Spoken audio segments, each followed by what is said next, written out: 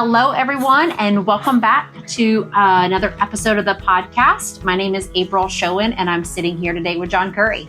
Hello, April. Hello, everyone. And I am excited about today's episode because today I'm going to be interviewing John on his journey throughout working with clients and helping them when it comes to their finances and their money for almost 50 years. I'm glad you're excited. I'm a little nervous since you're doing the questioning. I know. I get to be on this side of the table. It's kind of fun. So, John, let's just dive right in and let's get started. And let's start with if you could just tell everyone a little bit about yourself and your journey as a financial advisor for almost 50 years now.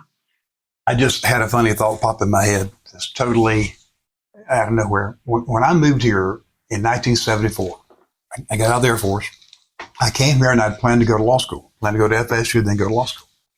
And because I saw myself as being a trial attorney. And over the years, the things that I really wanted to be when I grew up, I wanted to be a school teacher because of my 10th grade biology teacher, Mrs. Gavin. Then I wanted to be a Baptist minister because of our pastor. And then I started visiting, believe it or not, trials. When I was in the Air Force, I'd go to, if there was some big criminal case or something, I would go sit and watch when I was allowed in the courtroom on base and off. So I just had this vision that I was going to be the next F. Lee. So I come to Tallahassee and I go to TCC. And Mrs. Blee, the guidance counselor / vocational counselor, she says, look, you're a veteran. Let's do these battery tests and see what you're best suited to do. So based on what I told her about what I wanted to do, back in those days, 1974, you didn't go to your computer. Right. You filled them out and you mailed them off and they sent it back. So she sat me down and she said, John, you really should consider sales. Specifically, you should consider getting in the insurance business, which blew my mind. I'm like, I don't want to do insurance. Be a salesman. And she said, everybody's a salesperson, period. No matter what you do, you're having to sell your ideas. That's a good point. So that's where it all began. And I bumped into a friend one day that I had not seen since high school. And we met, had breakfast one day, and I bought a life insurance policy. So back in the early days, September 1975, it was life insurance. And I got frustrated just with selling a product, and I wanted to be part of what was called the financial planning movement at the time. So I started reading and studying and getting the professional designations that I have: Chartered Life Underwriter, Chartered Financial Consultant, Master of Science and Financial Services over the years. And that began the journey. And then I would have clients that I'd be working with that would ask me questions that I didn't know the answer. One, our friend Charlie, who's 96 now, I think it is. He said, hey, I need you to help me with something. I'd never done that. So he challenged me. And one person asked a question, another, and next thing you know, I have a lot of information that I would not have had I not taken on those projects, challenges. And that's why I tell people, if you got something on your mind, let us know. We probably have dealt with it dozens, if not hundreds of times. And if not, we'll learn, we'll help you, and then that information will be in our heads and we can help other people also. But that's really the very, very beginning of what happened. And I love what I do. I hope I do it right to the day I die in some form, whether it be seeing clients, doing what we're doing with podcasts, our webinars, our live events.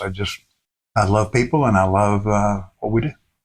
That's great. I was just thinking that I usually, have a little fun and we talk about how in the last 49, 50 years, there's a lot that has changed, but there's a lot that's also been the same. True. From financial services or helping clients, some of those guiding principles, I think will never change. Let me tell you what has not changed and will never change, in my opinion. That is, all of us as people, we want a certain amount of security. We want to go earn a good living. We want to take care of our families, raise our children, educate our children, have some money for vacations, have some money for fun times, but also have a dream and a hope that someday we can slow down and do what we want to do, this thing called retirement. I think retirement's a terrible word. There should be some other thing for it. And I think what we should do is reverse all that nonsense. And you work for about 9 months out of the year. And then when your kids are out of school for 3 months, you're in retirement. It'd be cool if we could make it work that way. And some people do. I know people have done that. that when their kids are out of school, they shut down. Right. But I don't think I know for a fact. Some things you think, some things you know. Nothing's changed over the 50 years when it comes down to what people really want. That's right. I love that you just mentioned that. So thinking back throughout your career, what have you learned about understanding clients' unique needs and goals when providing financial advice and guidance? That's a good question. What I have learned, and I'm still having to remind myself of, is people think they know what they want, but rarely do they have clarity on what they need to get them what they want. So let me say that another way. They think they know what they want, but then when you start asking questions, they always tell us what they don't want. And I'm strong enough personality, so that's nice, but I haven't heard you say anything yet about what you really want. It's all about what you don't want. You can't get clarity, you can't get what you want until you know specifically and clearly what you want. Then it will come to you. It's like goal setting. Once you're clear on what you want, and if you really mean it, and you got a passion for it, most of the time you're going to find it. So the number one thing I would say is rarely is the customer or the client right. We have a preset idea. I've heard something from a friend. I'm going to rush in and buy this mutual fund or buy this stock, and all of my problems are solved. It's not true. Planning process should come first. So what I believe is that everyone, I don't care if you make $10,000 a year or $10,000 a month or $10,000 a day, in order to be successful, you have to have a game plan. What you're trying to accomplish, some deadlines, and then some parameters about what you will do or not do. And then you follow that plan. Absolutely. And I think you kind of hit on some key points there too about just how everyone's situation is unique and different, right? So that's part of the process, is giving them clarity, and it's not a one size fits all. It has to be to their specific goals, their specific concerns, right? Absolutely. And I'll tell you what separates you and me from our competitors right now. We listen. Sometimes we'll have a meeting and nothing's discussed regarding products. Mm-hmm. So now let's have a conversation. My favorite words are, let's have a conversation. And we will determine together if we even want to have a second conversation. We may not. And it's okay. But you sit down and you talk and allow us to pull out of you what it is you're thinking. Mm-hmm. And most of the time, I know you've seen this in our 10 years of working together, somebody would come in, I want X, Y, and Z product. It's okay, great. Why? Well, because my brother has that. Well, you're not your brother. And then you start asking more questions and looking, that'd be the worst thing in the world. Now, we'd get paid a commission or a fee to do that, but they'd be unhappy later. Now we've got an unhappy client. Right. So you got to have the courage to stand up and say, we don't agree with that, and provide that leadership, that guidance and direction. Mm-hmm. Now, right now, I think a lot of people feel that we're in some tough economic times. We're sitting here in 2023, but 2022 was a tough year, and there's definitely been a lot of volatility this year and some uncertainty. So obviously, being in business as long as you have and been helping clients as long as you have, this isn't, your first rodeo of seeing some of these tough economic times. No, I've been bucked off a few times. So how have you helped people in the past get through that? And then how does that also apply to today?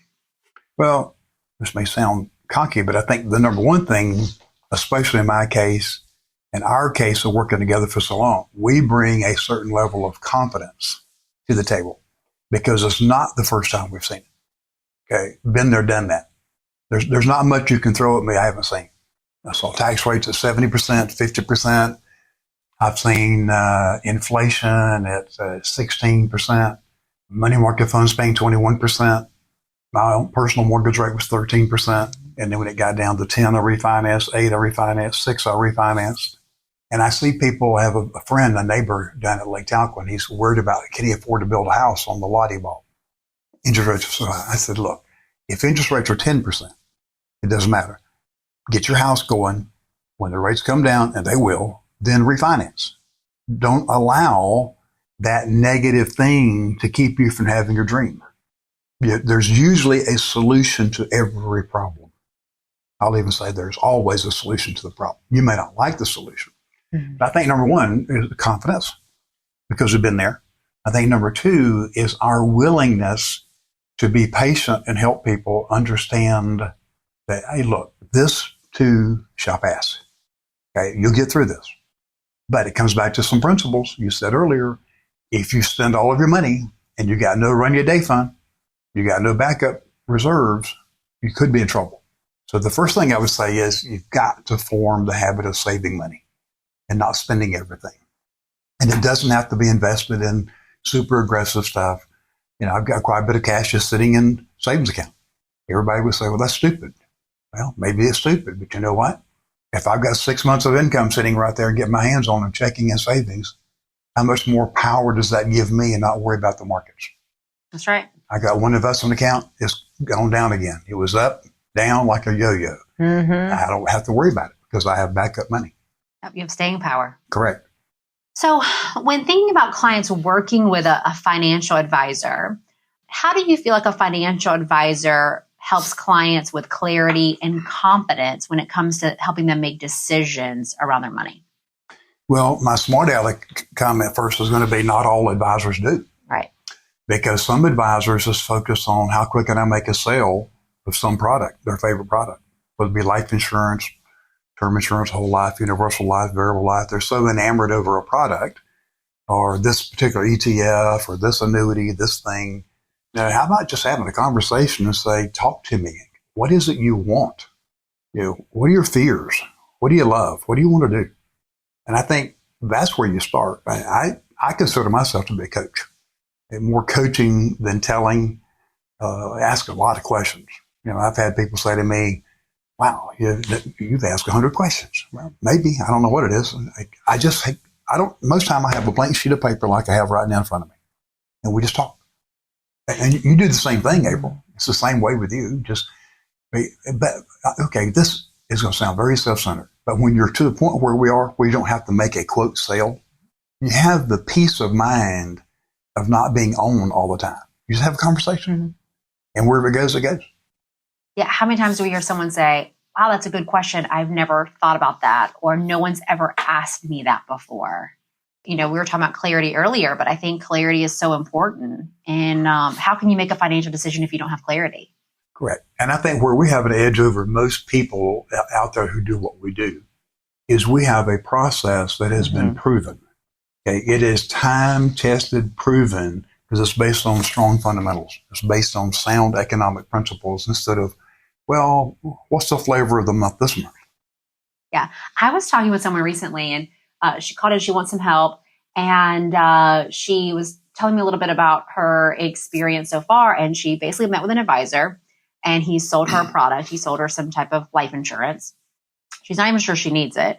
Then she talked to somebody else. They sold her an annuity. She doesn't even know how it works. And I said, whoa. We got to stop. You got to stop going out and just getting this specific product. Like, we don't even know how this fits in with the big picture. Right. We got to do the plan first. So we know, what are your goals? What are your concerns? Where are you trying to get to in the future? Because if we know what you want in the future and we know where you are today, we can see, are those two things in alignment or some changes needed? And that lets us know, what do you need to fill in those gaps? But you can't do it first. You can't get the product first. You got to have the plan. Back in the 80s, I had a fellow Rotarian. He's in a different club. He came in to meet with me. We had a working lunch at the office. He came in and he was adamant about purchasing a particular product. I'll leave it there. It was a universal life product. So I don't agree with you that we should use that product. He said, I'm the customer. Give me what I want. Mm-hmm. I said, hang on. So I got an application out, wrote it all up. He wrote a check. And I said, are you happy? He said, I am. I said, I'm happy. I'm getting paid a commission. But you're not going to be happy. This product will not work for you. But as long as we have no understanding, I know you. I know you well. I've known you for years. And exactly 13 months, because he got his anniversary statement, first year, came in to see me the next month. He said, I made a mistake. This is a terrible product for me. I said, I told you up front. We had that conversation. What do you want to do? He said, I want to get rid of it and get something else. I said, you're starting over. You're going to lose every dollar you put in. There's nothing coming back to you. He said, I know that. I'm a business person. I made a bad decision. I can accept that and move on. That taught me a valuable lesson in that. And that was 1983. My son wasn't born yet. So that had to be first 6 months of that year. So I remember thinking, okay, I've got to have the courage to look someone in the eye and say, I do not agree with you. Now, I couldn't stop him from wasting $4,000, but we redid it and he was happy. And the day that he died, that policy was enforced. And a couple of weeks later, I was able to take his widow a sizable chunk of money. But I've always remembered that. And I got dozens and dozens of stories like that I could share. It's part of what you build. That's my legacy. I mean, I know a lot of people, sadly, because someone died or became disabled, I brought checks when everybody else was coming to get money. That's the financial side of what we do, whether it be the insurance, investments, or annuities. We help people build up money. Okay. Quite the legacy you built, that's for sure. So I think that story you were just sharing is a good segue to our next question, because I know we see this a lot. So a lot of people kind of struggle with like, how do they balance what they want to do now and kind of think of those like short-term needs with long-term goals, right? So sometimes it could be, I want to go on that vacation. I need that car, something that's kind of more pressing, with also these longer-term goals. So maybe someone wants to retire one day. Maybe they want to send their kid to college and pay for the whole kit and caboodle. Maybe, they want to buy that dream home someday, that vacation home. What are some strategies that you've used to help clients kind of find balance between like short-term and long-term goals? I'm reminded of something an industry legend named John Savage said to me one time. It was really unusual. We were both waiting. We got to a particular breakout session early. We were sitting there and there was one little table and we got to it about the same time, 2 chairs. We sat down, we had lunch together. And he started questioning me about my career. And I'd only been in the business just a few years, maybe 5 years.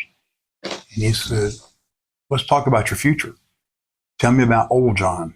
I see young John. Tell me about old John. What? And he started challenging my thinking from the standpoint, okay, today, you think you're Superwoman. I think I'm Superman, all this stuff when we're young. Yeah. Right. We're going to live forever. But live forever. But as you and I both know, that doesn't happen. Right. And what he shared with me has stuck. And this was it was 1981 because I was in New York City and our meeting was at Radio City Music Hall. But what struck me was you can learn from other people. And what I learned from him that started the foundation that later in 1983, I focused on retirement planning almost exclusively because the beginning of this conversation. And he said, everyone should have 3 types of money. And he drew circles. One is short term, that you're put and take. One should be long term for retirement that you don't touch at all. And then one in the middle, that's for your investments. And I remember that. And then some people have adopted that and called it the bucket concept. Call it whatever you want. The bucket, the funnel, it doesn't matter. Call it the sock drawer. I don't care. Yeah, but you got to have some money that is going to go up and down. Car breaks down. You got to have tires, whatever. And then some money you say, there's no way I'm touching that money. That is for my future. But I think that if we don't do it that way, we're too tempted to raid the cookie jar. That's right. So you got to have money that you say, okay, this is to be spent. If I need to spend it, great. And I like the concept that whatever's in my wallet is mine to spend, every dollar, because I have money set aside in those other categories: retirement money, investment money, and then secure money. But that's what I think. And then our planning process, we do that. We tell people all the time, the number one thing you should be doing is saving as much as possible. The rate of savings is more important than the rate of return on your savings. That's right. But most people get caught up in this, well, I've got to have 15, 20% rate of return to reach my goals. You're not going to make it if you base everything on that. No, it's not how the real world works. We're good, but we're not that good. That's right. That's right. Yeah, I know. I think we go back and talk about with clients all the time about having short-term money, mid-term, long-term money, and like really thinking in having these different buckets and how it could help them. Also, when you do have a plan, it kind of frees you up to be able to do other things. Oh, right? Absolutely. So for me personally, if I'm doing all the things, imagine I have a checklist of 10 things that I need to do financially to make sure that I'm on track. I'm doing all the things I need to do, and I'm just checking them off. Right. So if I have my plan in place and I'm doing all those things, I'm saving the amount of money that I need to. I've got money in savings for my emergency fund. We're putting money away for retirement or kids' college or whatever it is. Doesn't that free me up to spend the rest of it? Absolutely. Without guilt. Yep. Without guilt or anxiety. Yeah, I look back to the investment account that you helped me set up. I lovingly call April the investment guru geek because she loves doing that. But, I don't like the fact that it's up and down like a yo-yo. Sure. But that particular account is not something I need today. So I don't have to worry about that. If I need that money, then I should not be taking risk with the money. Sure. I don't play poker and I don't gamble like in Vegas, but I tell people, don't ever gamble with the grocery money. Right. Or the rent money. Don't do that. Other money, extra money, go play with it. Go blow it. I've had clients tell me too, hey, April, I'm going to invest this part over here. It's going to be my play money. And then I want you to help manage my real money. Right. So it's good for us to have some distinction between that. Right? Absolutely. I like to call it the secure money. This is my secure money. Keep your hands off of it. Yeah. Leave it on. Yeah. Yes, I could get a better rate of return, but you know what? I'm not worried about rate of return on this one. This is my money that I know I can go get it right now today. And this over here is long term, so I'm okay with it.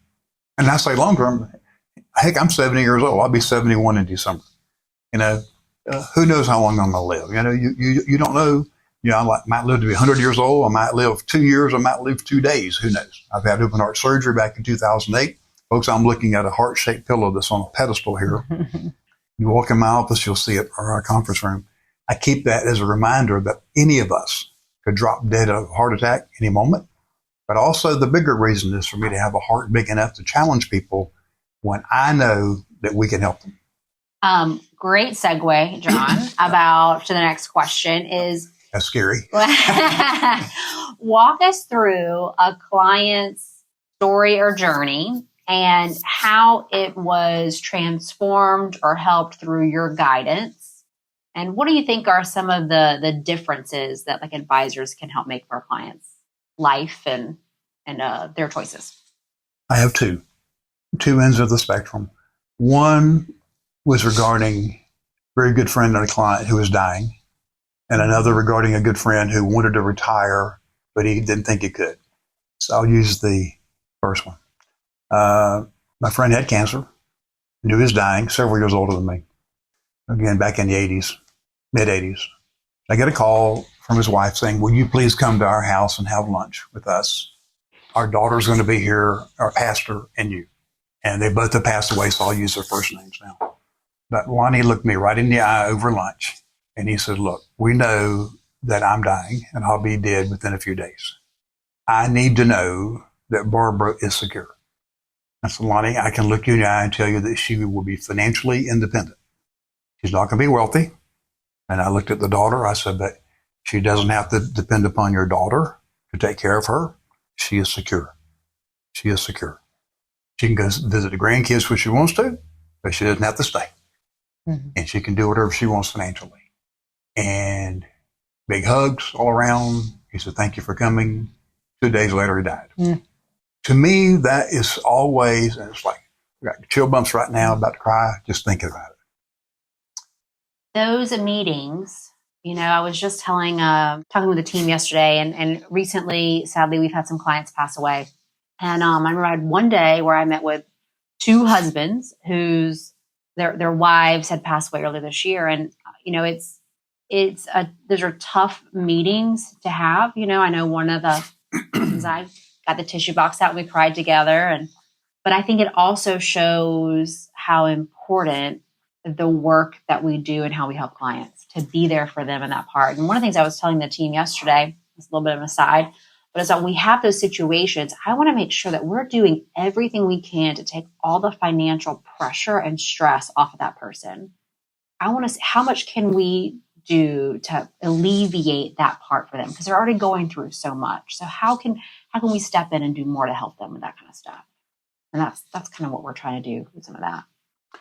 Well, you're right about that. And I think, frankly, we all have to be reminded occasionally. Nobody wants to talk about it. Nobody wants to talk about dying. But, that's guaranteed to happen. You're going to die. Now, the question is, what are you doing along the way to plan for that so that if it's a car accident or a heart attack whatever it is. Mm-hmm. And then before we finish this, I want to circle back and talk about my situation some. Mm-hmm. That's probably not one of your questions, but I want to talk about that. Is that okay? Mm-hmm. All right. So I used to make Pat so mad when I was married. I'm divorced now, but I would say once a year, we're going to talk about dying. And I'd always do it somewhere within a week of my birthday, Mm-hmm. December 9th. So why do you do this? Because we need to make sure that everything is in place. Legal documents, life insurance, beneficiaries on retirement accounts, everything is just right because one of us could die. And I'd much rather talk about it one day out of the year instead of dwelling on it and being anxious and worry about it the other 364 days of the year. Right. Get it out of the way. Mm-hmm. And I tell people, if you will do that, if you'll sit down with someone that you can trust, that will ask the tough questions, that won't give you lip service, that will look you right in the eye and say, bull crap, you're not doing what you said you wanted to do. Right. And then build a plan and then live the rest of the year, Mm-hmm. knowing that everything's in place. Okay. And I'm going to hit my situation real quick since we're on this topic. I have been diagnosed with cancer, colon cancer that has spread to my liver. So I am taking chemo treatments now and chemo pills. And depending upon who you listen to, life expectancy could be 2 to 7 years, or it could be longer. Who knows? I have taken my own advice. Everything is in place. My life insurance beneficiaries, my legal documents, everything is in place that if I drop dead in mid-sentence, that my wishes are carried out, down to having a written list who I want to get personal items. I took care of that. Most of it had already been done, but there was some tweaking to do. So I have a permission slip now to live my life at its fullest, April, whatever it is. I have no fear about it. I'm at peace. And my wish is that everyone that we work with, that we could get them there Mm-hmm. at peace, and then don't think about death anymore. Let's talk about the future. You know, like you and I were talking about our future last Tuesday, planning ahead. What are we going to do? That's right. And people say, well, when are you going to quit working? Why would I do that if I enjoy doing what I'm doing? And that leads me to another story real quick. Okay. I'm going to use the first name, and I bet you know who it is. Our friend Steve. Mm-hmm. Worked with the state. Came in one day. He was frustrated. He was working with a gentleman that was just a pain in the butt. And he said, I wish I could retire. And I said, well, you can. No, I can't.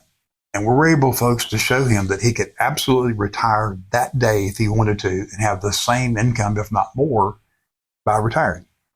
And I coached him a little bit. He went back and he talked to his supervisor. Long story short, they worked out their differences because I told him, go back and tell him that you met with your advisor and you know for a fact you can retire, and you want to let him know that you're on your way down to human resources to put in your paperwork.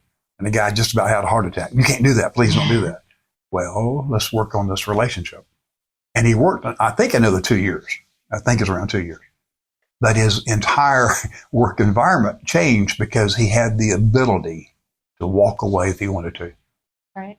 And I think if we can get every person just listening to us, working with us as planners, if we can get you to the point where you have walk away money, walk away power, your life will change. Mm-hmm. It will change.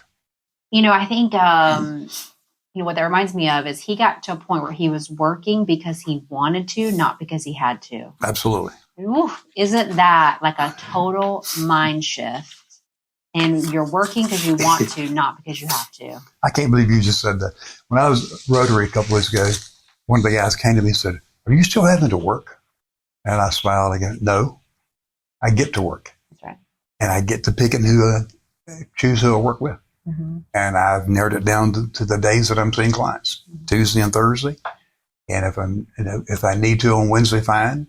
But back to my personal situation, chemo infusions are on Wednesdays, and then I take the pills during the week. So for 14 days on, then 7 days off, and repeat. So our game plan is be busy on Tuesday, rest up on Wednesday if I need to. But if I don't need the rest, come on in and do what I got to do. Okay. And then see clients on Thursday. But I think we have a heck of a game plan, and we have a good team around us to allow us to do the things that we need to do and want to do. You know, I think one of the things I love about our team here is one of the clients that we work with. You know, I might be a little biased, but I think we have like the best clients. They're so, they're just, I think I always think of like so many people walk in the door and a hug and a kiss and how are you and how's the grandkids? I'm going to interrupt just a second. I remember you had not been here 2 weeks. And you came in and you said, John, what is up with all the hugs and the kisses? Everybody comes in, a big old hug, big old kiss. You remember that? I do. And I said, this is family. This is our family. And you've experienced that. Yeah, we do. We would definitely have a culture where we create this like family-like atmosphere and we really get to know our clients and they become, friends and we get to celebrate together and we get to be there for each other also in those trying times too, right? So talk a little bit about for you, when you think about like building trust and building those relationships with your clients, what do you think that approaches that you take to build those like strong, trusting relationships over the years? One word, well, 2 words, be authentic. Yeah. Be yourself. There are times I'll say things I shouldn't say. I was just thinking a moment ago, you made a comment about clients. We don't have any PITAs, P-I-T-A. We don't have any people that are a pain in the ass. Okay. That's right. We have good quality people who are loving, caring. And I think that people can tell if you're sincere or not. Mm-hmm. I know I can. I can tell if somebody's BSing me or if they're genuine. Mm-hmm. And one of the things that I work hard at, I'm constantly reading and studying. I'm reading 2 books right now simultaneously. I read yesterday for about 4 hours. Sunday. And then about 3 hours yesterday. There's just things that I want to know. And then I want to be able to share that with people. And it's uncanny how something I'm reading, all of a sudden somebody will say something and because of that knowledge that I have either from the experience of reading or rereading, like a book from 50 years ago. And all of a sudden I'm able to help people. And I think it's just being truthful. If you don't know the answer, say so. Mm-hmm. I don't know the answer. How important is it to you that we get that answer? Because if it's important, we'll work on it together. Mm-hmm. Now, one thing I won't do, because I got burned on this one early in my career too, where I do all the work and the client poo-poos it like it wasn't important. But in the meeting together, it was very important. So I don't do that anymore. If you care enough about it, we're going to sit here and do it together. I'm not doing all the work while you walk away and play. It's a partnership. We do it together. And I think the way you build trust with anyone, whether it be business, personal relationships, you just got to tell the truth and you got to be yourself. And sometimes they're not going to like who you are. Sometimes you're not going to like who you are, but be yourself. Mm-hmm.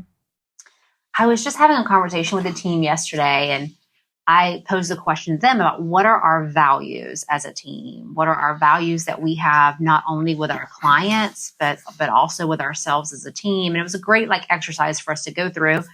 And some of the top things that were coming up were like honesty, integrity, loyalty, right? These things that we want to embody as a team and that we want to, make sure and hopefully our clients feel that. And I think integrity kind of kept popping up in my head, but talking about the honesty part, about being authentic. And it's not just for us about with clients, but also with ourselves, with each other, holding each other accountable. So making sure that if we say we're going to do something, we do it. And then if we drop the ball, that we just own up to it, right? Like, hey, I dropped the ball. I goofed this up. Right. It's on me. Right.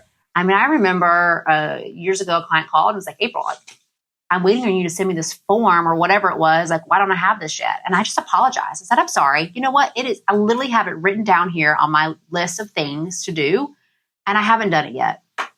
So apologize. I'm going to get this out to you right then. But to me, it was just important just to acknowledge, I didn't have a reason. I didn't have an excuse, right? It's just, it hadn't happened yet. And he was like, oh, no problem. Right. And super happy about it. Well, see, it wouldn't matter if you did have an excuse. Nobody wants to hear the excuse. I know. I'm frustrated with an organization right now. It's taken me 3 weeks to get something done that should have been done in about 3 minutes. Right. And it was one excuse after another. And I don't want to hear that. Well, I've been busy. You know what? I'm busy too. Everybody's busy. Everybody's busy. We got something to do. Just tell the truth. You screwed up. Just say, I dropped the ball. Yep. And then if you're going to give me hell for it, I'll just take the butt chewing And when you're done, I'll say, now, can you think of any other 4-letter word you'd like to call me? Yeah. So let's get it out of the way and move on. And move on. That's right. Just move on. I love that. So, John, I'm going to we're going to start wrapping this up about our interview. This has been so great.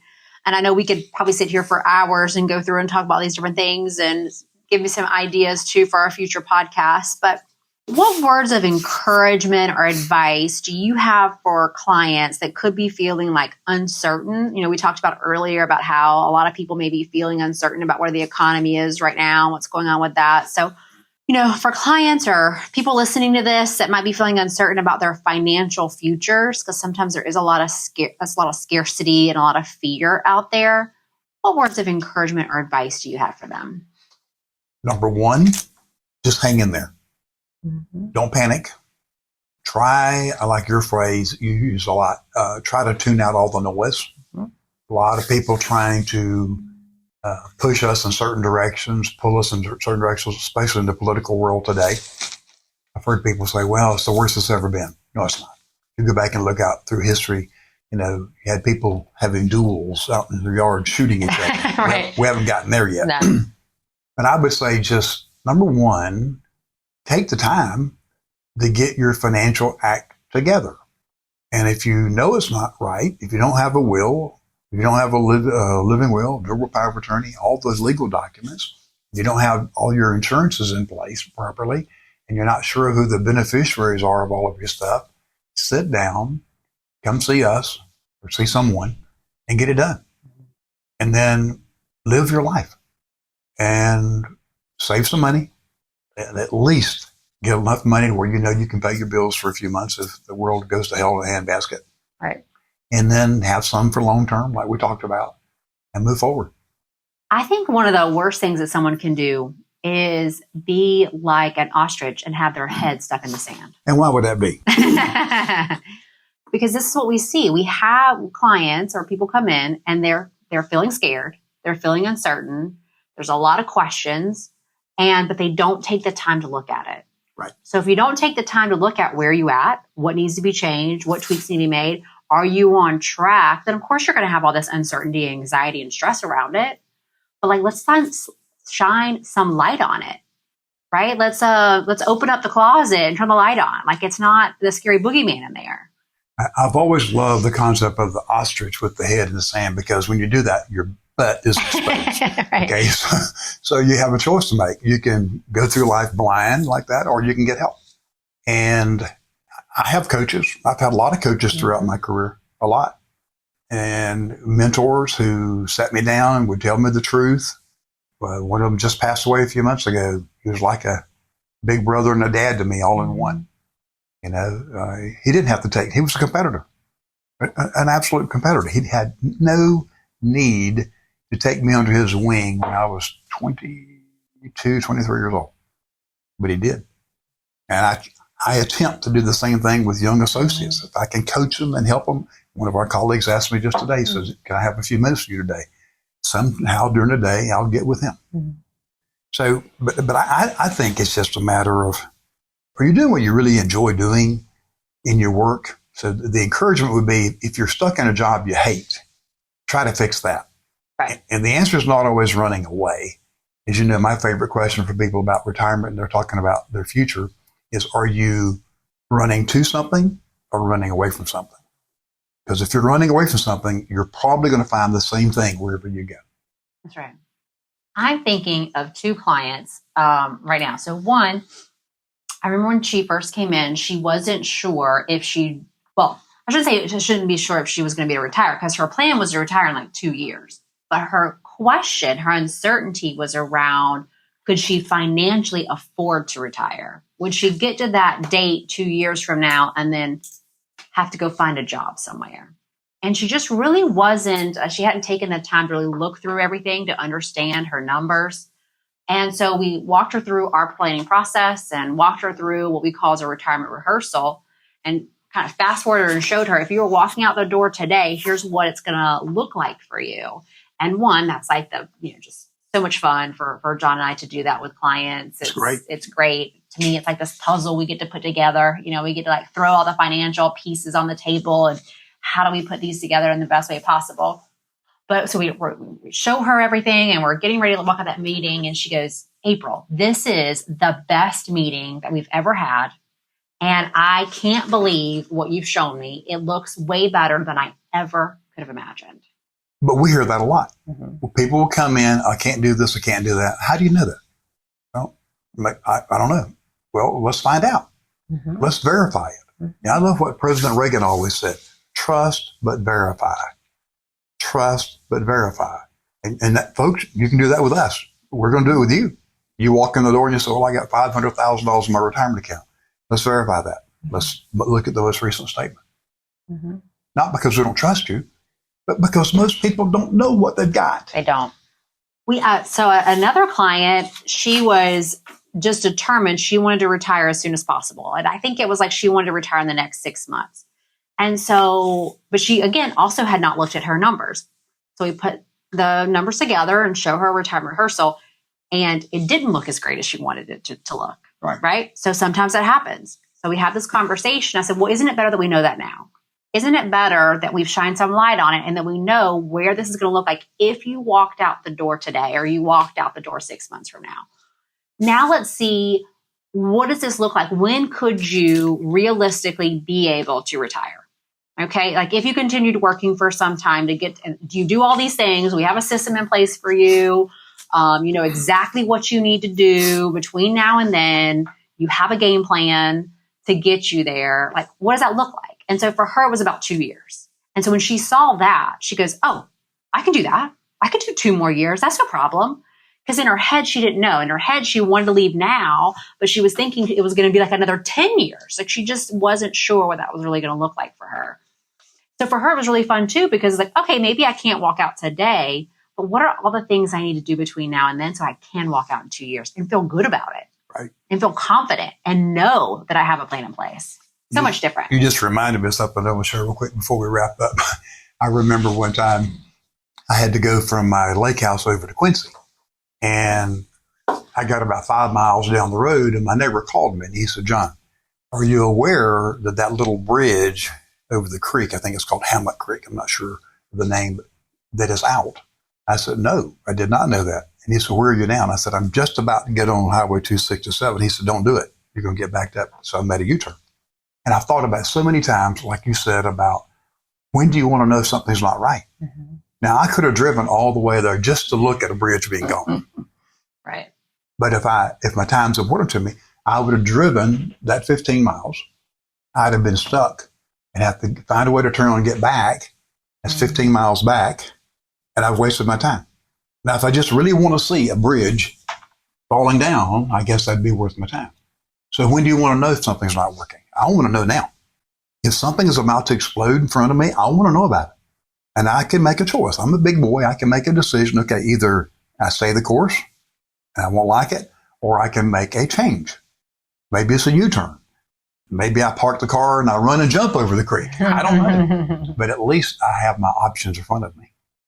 So, John, in closing, could you summarize what are some core reasons why working with an advisor is essential for our clients, especially for them to have success when it comes to their money? Now, this is one of the questions that you told me was coming, so I'm ready for you on this one. You see this bottle? Mm-hmm. You see that label on that bottle? I do. What does it say? Gatorade. Gatorade. Specifically, it says 0 sugar. Mm-hmm. Okay. So you can read that label, but if you are inside that bottle, can you read that label? No. I'm looking inside here. I would not be able, if I were inside that bottle, that big old giant bottle would hold a 6 foot, 218 pound guy.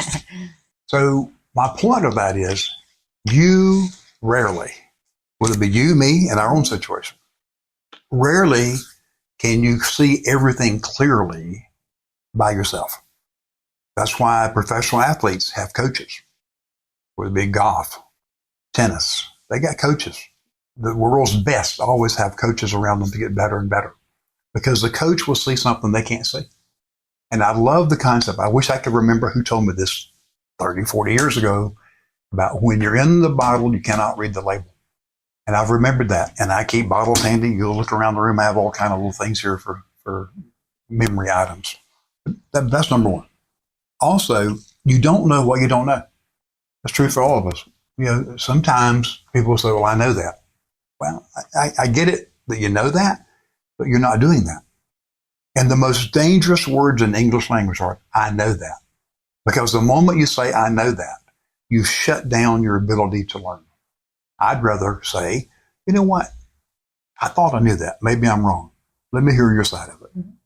I've heard you say countless times of you've seen one plan, maybe two, yours, and maybe you helped somebody, where we've seen hundreds, if not thousands. We've seen thousands. Right. And so that experience of being able to see, I know what that looks like. I know what this is. I can tell. I had a client the other day. I was telling them, like, I can see your future so clearly. If you do these things, I can see it. But it's hard if you don't have that experience. So you have an advantage, like I did when I was younger. I was working with people in their 70s, 80s, and 90s, and when I was in my 30s. Because I remember clearly in 1983, I said, what do I really want to do when it comes to client planning? And I determined at that point I was going to work on, and I created the Secure Retirement Method because I wanted to focus on retirement planning.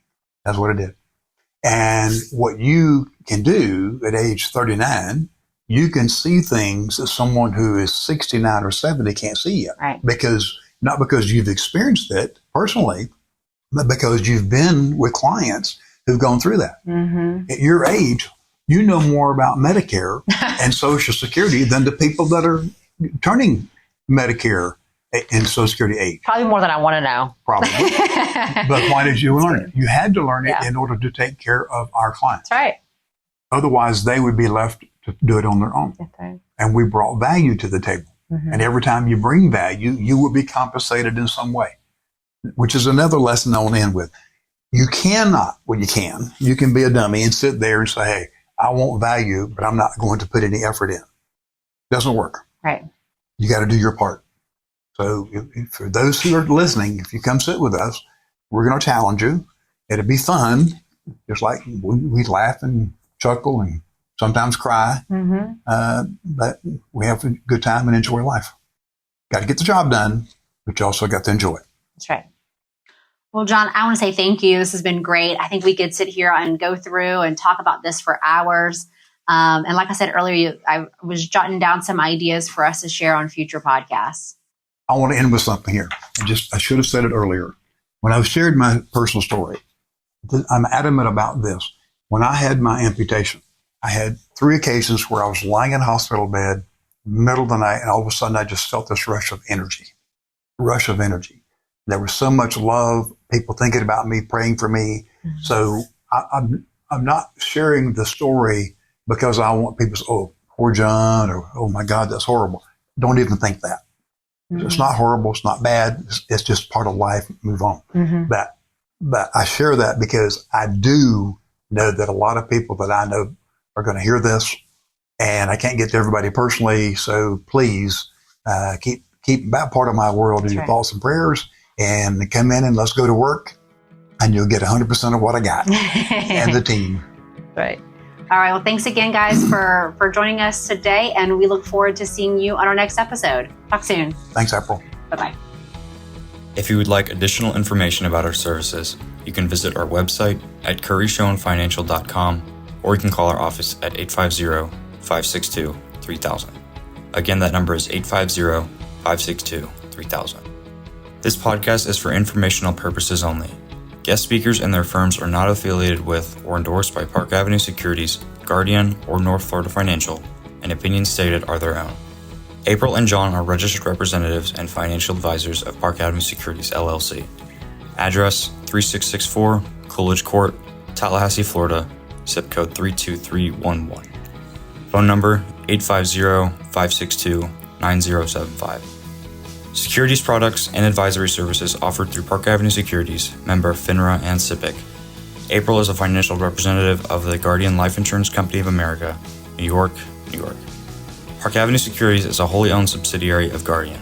North Florida Financial is not an affiliate or subsidiary of Park Avenue Securities or Guardian. 2023-160472 expires October 2025.